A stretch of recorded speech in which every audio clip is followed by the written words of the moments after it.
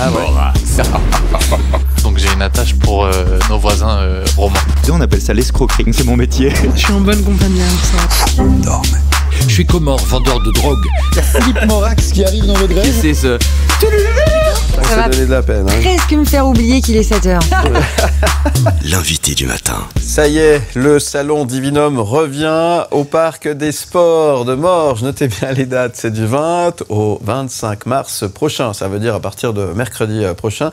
L'événement est très attendu, met en lumière les vins suisses ainsi que les crus internationaux, avec une attention particulière cette année portée sur les grands crus classés du Médoc en 1855. Après le succès de sa 6e édition qui a attiré plus de 20 000 visiteurs l'an dernier, les grands crus classés Médoc donc font leur retour et présenteront leurs vins rouges selon la classification officielle des vins de Bordeaux de 1855. On y reviendra plus précisément tout à l'heure. Ils auront, les visiteurs également, l'opportunité d'échanger avec les connaisseurs suisses présents sur place durant tout l'événement. Cette occasion offre aux visiteurs la possibilité de découvrir les charmes de la région bordelaise, y compris ses vignobles, son littoral et la diversité de ses propriétés viticoles. Et puis les vins de la région, bien entendu. Pour en parler, je reçois Richard Chassot, bonjour. Mais bonjour Philippe. Comment ça va Richard? Ouais, bien, bien. Et toi? Ouais, très très bien. Merci d'être avec nous. Moi j'aime bien à cette heure-ci, à l'heure du café, parler de vin. Je trouve ça très sympa. Il y a une heure pour le vin? Il n'y a pas d'heure pour le vin, effectivement. En tout cas, merci d'être là pour nous parler de la 7e édition de Divinum à Morges, déjà. Oui, ça passe vite. On passe vite, hein. Le temps passe vite, on vieillit. Voilà. Alors j'ai essayé de donner une explication sur ces vins bordelais, classés 1855. C'est une signification bien précise. Oui. Et là, alors, comme je suis un amateur dans le bon sens du terme, j'aime bien avoir des explications, mais là, il faut que tu nous expliques. Alors, oui. C'est haute voltige. C'est à l'époque, Napoléon, pour l'exposition internationale. Il faut savoir qu'à Bordeaux, alors à l'époque, il n'y avait certainement pas 6000 vignerons, mais aujourd'hui, ils sont 6000 vignerons sur la région du Bordelais.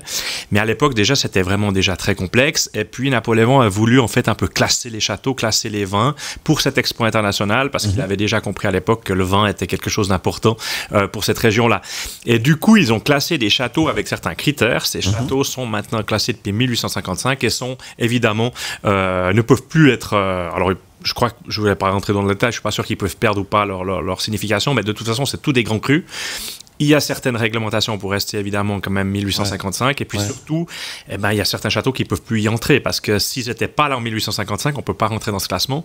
Donc c'est vrai que c'est quand même un signe des plus grands vins de Bordeaux pour ceux qui aiment le Bordeaux et les châteaux. Il y en aura 18 présents sur l'hôte d'honneur, c'est 18 non connus en tout cas des amateurs de vin. Ouais, donc c'est un privilège de pouvoir venir les déguster dans le cadre de Divinum. C'est une histoire d'amitié honnêtement. C'est une histoire d'amitié avec cette région, avec moi je pensais que c'était impossible à l'époque. On n'avait pas la prétention d'aller chercher les premiers grands crus classés. Du Bordeaux, pourquoi pas. Je trouve que c'est bien qu'on puisse déguster évidemment la Suisse, mais des régions aussi différentes et connues de vin. On ne serait-ce que faire des comparatifs ou en tout cas les déguster une première fois. Et puis c'est vrai qu'ils sont venus l'année passée un tout petit peu nous sauver la mise parce qu'on avait perdu notre hôte d'honneur. Ils sont venus avec le Sauternes Barsac, qui est un vin très particulier, enfin Sauternes en tout cas en particulier. Ils ont adoré le salon. Ils ont adoré le salon et le président de ces premiers grands crus classés, en fait, c'est une association, c'est un groupement économique même, a tellement adoré ça. Il a adoré les vins suisses. J'aime à le dire parce qu'il a fait la visite. C'est une bonne nouvelle. C'est une bonne nouvelle.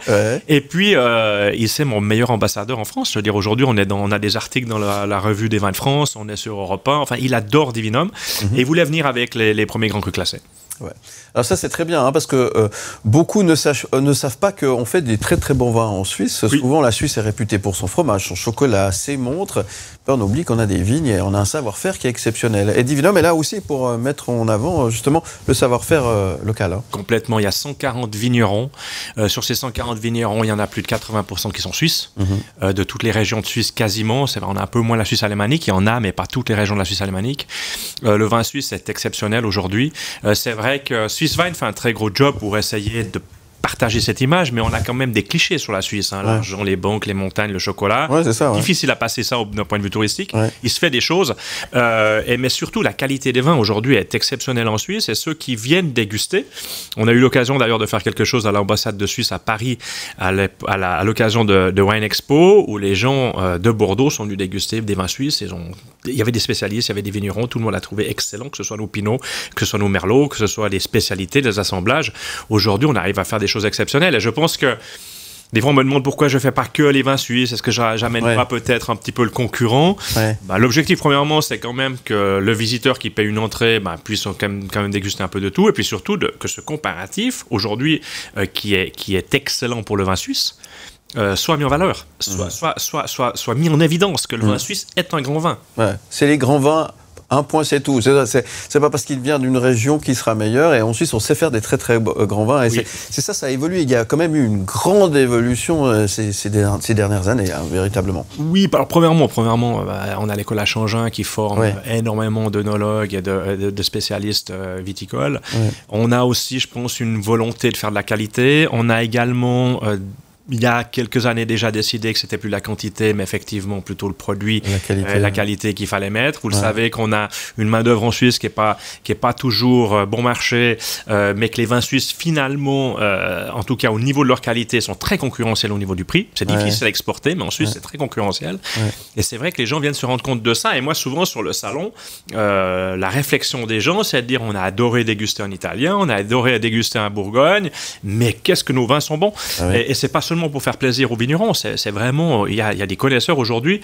Le vin, par contre, a un petit souci quand même, c'est que les jeunes s'y intéressent pas des masses, et qu'aujourd'hui, par contre, cette culture de la qualité, de la noblesse du vin, plaît à une catégorie de gens, on va dire, de plus de 30, 35 ans, voire 40 ans. Il faut quand même qu'on arrive à attirer un peu les jeunes, à déguster des rosés, à déguster des mousseux. Ça, c'est un petit peu l'avenir aussi pour nous. C'était ma question. Est-ce que les jeunes boivent du vin? Et qui c'est qui boit du vin? C'est cette tranche d'âge dont tu viens de parler, effectivement. Disons que à Morges, les jeunes boivent du vin parce qu'ils sont issus d'un terroir, de la famille. Tout le monde a un cousin vigneron, ou des parchets ou quelque chose.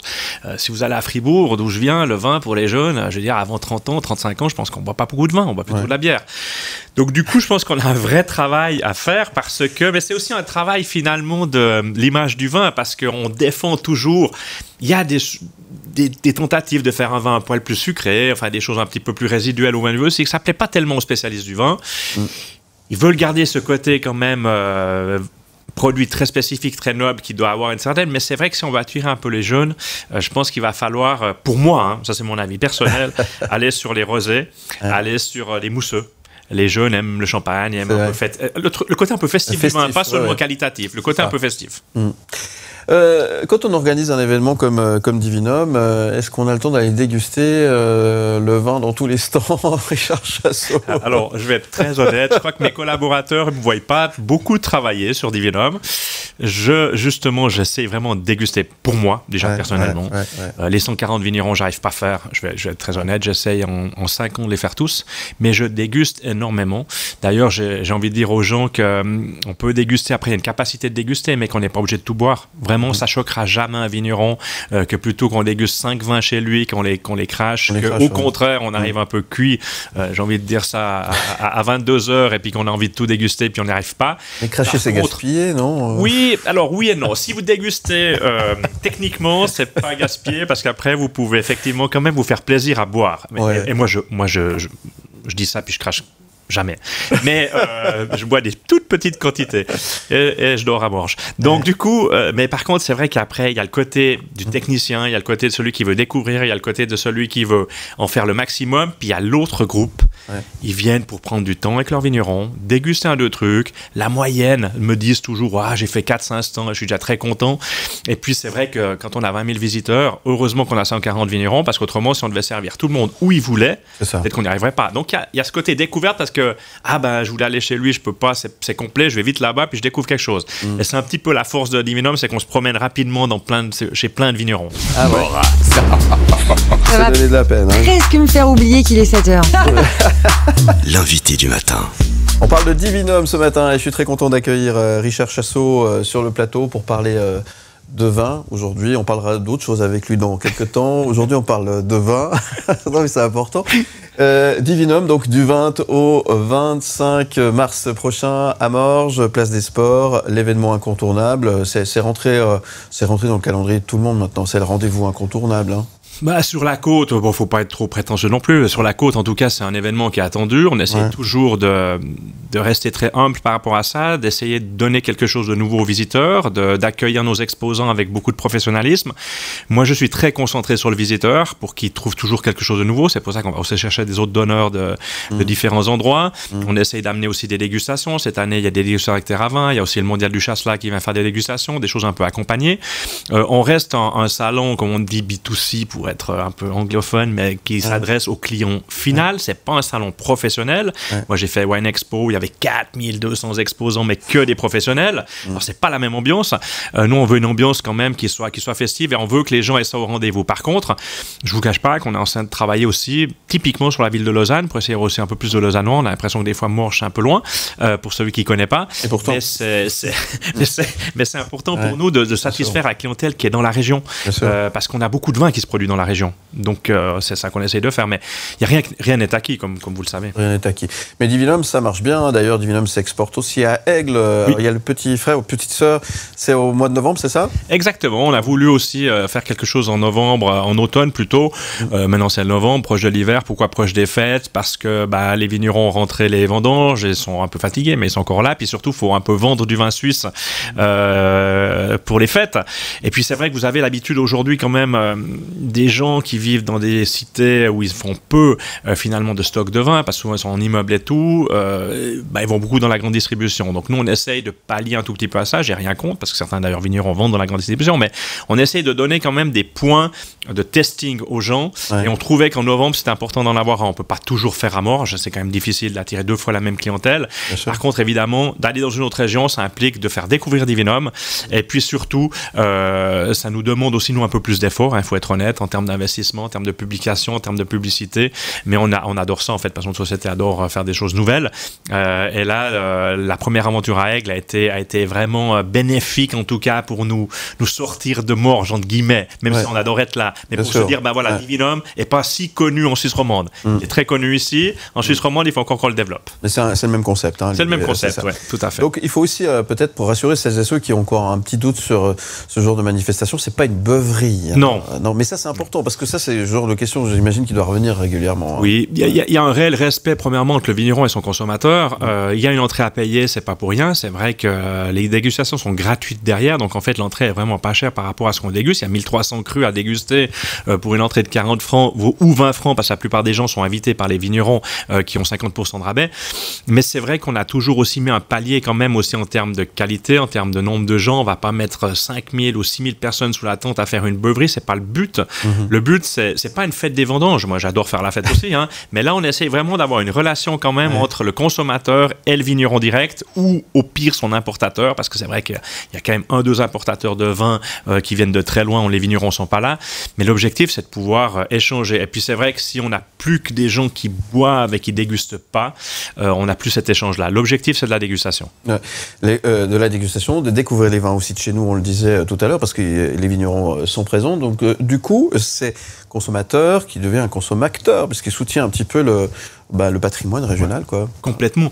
Pendant le Covid, rappelez-vous, on parlait d'acheter local, on parlait de tout ça. C'est des choses évidemment qui s'oublient un peu quand on reprend une vie active. Mais nous, on a cette volonté quand même de poser à un moment donné sous une même tente 140 vignerons. C'est pas facile pour les vignerons de Morges à quelque part de dire vous m'amenez 120 concurrents ou 100 concurrents. C'est ça. Mais en fait, tout le monde a compris que c'était plutôt bien de le faire, qu'au contraire, ceux de la région s'en sortent bien. Moi, les vignerons de Morges ou de la côte sont très contents en fait chaque fois de l'opération. Et puis ceux qui viennent de Bordeaux aussi. Donc ça veut dire que notre public, premièrement, est large. Premièrement, achète encore du vin parce qu'en fait, finalement, par rapport à ses goûts, il stocke encore un tout petit peu. Et puis surtout, chaque année, il attend un tout petit peu ça, je pense, pour faire les découvertes, puis après, acheter dans les restaurants un vin qu'il connaît ou acheter dans une épicerie un vin qu'il connaît. Parce qu'à la fin, c'est quand même un monde un peu particulier. Il y a des centaines de milliers d'étiquettes différentes, de cépages différents. Pour quelqu'un qui débute là-dedans, vous avez toujours cette réflexion, moi, j'y connais rien. La première chose qu'il faut connaître, c'est ses goûts et puis savoir si le vin plaît ou pas. Parce qu'à la fin, savoir si c'est un grand vin ou pas, c'est pas tellement important. Ce qui est important, c'est que les vins trouvent... à quelque chose qui lui plaît. Bah oui, c'est ça. Exactement. Et puis qu'ils reconnaissent à la limite, c'est pour ça qu'on a 2 ateliers, que ce produit n'a pas de défaut. Parce que le vin pourrait avoir un goût de bouchon, c'est un tout petit peu dommage, effectivement on n'arrive pas à reconnaître ça, mais normalement ce vin ne plaît pas. Normalement. Bon, en tout cas, c'est du 20 au 25 mars prochain à Morges pour Divinum, 7e édition déjà. On arrive à être encore surpris de temps en temps, juste quand on fait des dégustations, il y a des bonnes surprises. Et, ah, mais je ne connaissais pas, c'est incroyable. Honnêtement, moi je suis surpris à chaque fois. Parce que déjà, vous le savez, le Chasselas, qui est un de nos cépages phares, évidemment, chaque année est différent. Le Chasselas peut être différent sur une même parcelle à 2 km près, parce que c'est un cépage qui pompe beaucoup dans le terrain. Les climats sont différents. D'une année à l'autre en Suisse, on a des climats qui sont très changeants quand même, très chauds. Donc à chaque année, même chez le même vigneron d'une année à l'autre, vous avez une surprise. Donc c'est magique. C'est magique. Donc il faut retourner chaque année, c'est ça qu'il est en train de nous dire. Honnêtement, c'est la grande différence avec un salon de la bière, par exemple, où vous allez, des bières artisanales, mais par exemple, si vous buvez une bière d'un type, d'une marque que je ne citerai pas, chaque année c'est la même quasiment. Et que là, par contre, chez le vigneron, même le même vigneron va vous faire quelque chose de différent, ou un nouvel assemblage. Il y a des assemblages de blancs maintenant qui sont extraordinaires. Ils sont très, très, très créatifs, les vignerons. Ou les œnologues. Et ça, c'est plutôt bien. C'est l'occasion de découvrir justement à Divinum. C'est du 20 au 25 mars au Parc des Sports à Morges et du 7 au 10 novembre déjà. Notez bien les dates à la halle des Glariers. Les Glariers, c'est bien ça. Si vous avez envie de découvrir et voyager en quelque sorte avec ces cépages qui vous sont proposés durant ces manifestations. Qu'est-ce qu'on peut souhaiter à Richard Chasseau, à quelques jours de l'ouverture de cette 7e édition? Autant de succès que l'année prochaine, voire plus? Ouais, le succès, surtout la satisfaction des gens. Finalement, le nombre, encore une fois, c'est relatif, mais évidemment, de pouvoir stabiliser cet événement sur Morges, ça nous intéresse beaucoup. Je pense que ça fait partie aussi d'une économie pour les vignerons, et puis surtout que les gens ont du plaisir, parce qu'à la fin, les gens qui ont du plaisir amènent du monde, passent un beau moment, et puis les bananes, en fait, sur les réseaux sociaux qu'on voit, nous, ou sur ces images-là que vous avez derrière vous, ça, c'est vraiment extraordinaire, parce qu'on a quand même vécu des périodes difficiles il n'y a pas si longtemps, et aujourd'hui, les gens se relâchent, prennent du bon temps. Ça, c'est vraiment important pour une société d'événementiel. Ouverture mercredi, à quelle heure faut être là alors? Alors il faut être là à 16h. C'est les premiers qui arrivent à 16h, et puis après ça va jusqu'à 21h pour les dégustations et 23h pour le restaurant, donc il y a de quoi faire. Et puis à partir de là, c'est vrai. Non, 22h les dégustations, pardon, je vous dis une bêtise. 22h les dégustations, et puis c'est vrai que il faudrait même venir plusieurs jours si on veut faire. C'est ça. Ouais, c'est ça. Faut dormir à Morges. Il y a les transports publics aussi, tout est organisé. Oui. Il y a toutes les infos sur divinum.ch, donc n'hésitez pas à aller faire un petit tour.